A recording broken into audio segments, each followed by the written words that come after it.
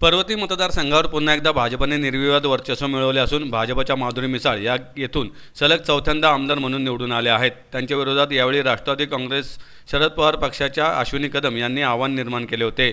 येथे महायुती विरोधात महाविकास आघाडी असा थेट सामना होण्याऐवजी काँग्रेसचे आबा बागुल यांनी बंडखोरी केल्याने तिरंगी लढत झाली। मात्र मिसाळ यांनी तब्बल 50,000हून अधिक मताधिक्याने विजय मिळवला।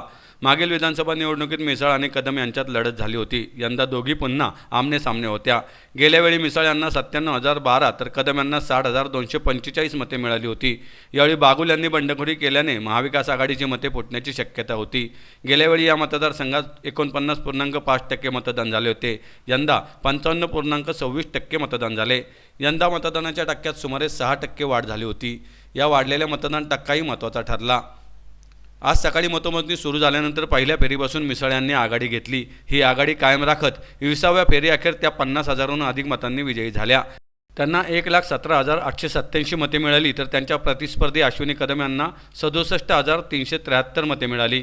काँग्रेस बंडखोर उमेदवार आबा बागुल यांना 10,446 मते मिळाली। विशेष म्हणजे यंदा एकूण 3 अश्विनी कदम मैदानात होत्या। त्यातील पहिल्या अपक्ष अश्विनी कदम आणि दुसऱ्या अपक्ष अश्विनी कदम यांना 4 आकडी मतसंख्याही गाठता आली नाही। खूपच उत्साह आहे, खूप आनंद आहे। नुसता विजयाचा आनंद नाही, माझ्या महायुतीचं सरकार येणार याचा मोठा आनंद आहे आणि आम्ही वन साइडेड महायुती निवडून आलेलो आहोत। मी मताधिक्याने विजयी झाले कारण मला माझ्या मतदारांवर पूर्णपणे विश्वास होता आणि मी तुम्हाला सांगितलं होतं की माझा मतदार हा मलाच विजयी करेल।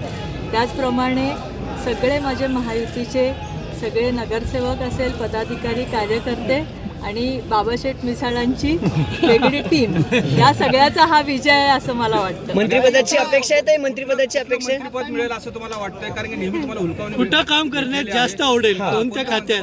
नाही, ते पक्ष ठरवेल आणि पक्ष देईल ते आमच्याकडे आज्ञा नाही। पुण्यामध्ये कसं आहे की सगळेमध्येच आम्ही जे सगळे आहोत म्हणजे आता सगळे ज्येष्ठ आहेत, पुण्याला मंत्रिपदं आहेत, अजून मंत्रिपदं येतील। त्यामुळे पुण्यामध्ये तर एवढे नेते येतील ना की पुण्याचा विकास व्हायला मला असं वाटतं की ही घोडदौड कोणी थांबवू शकणार नाही।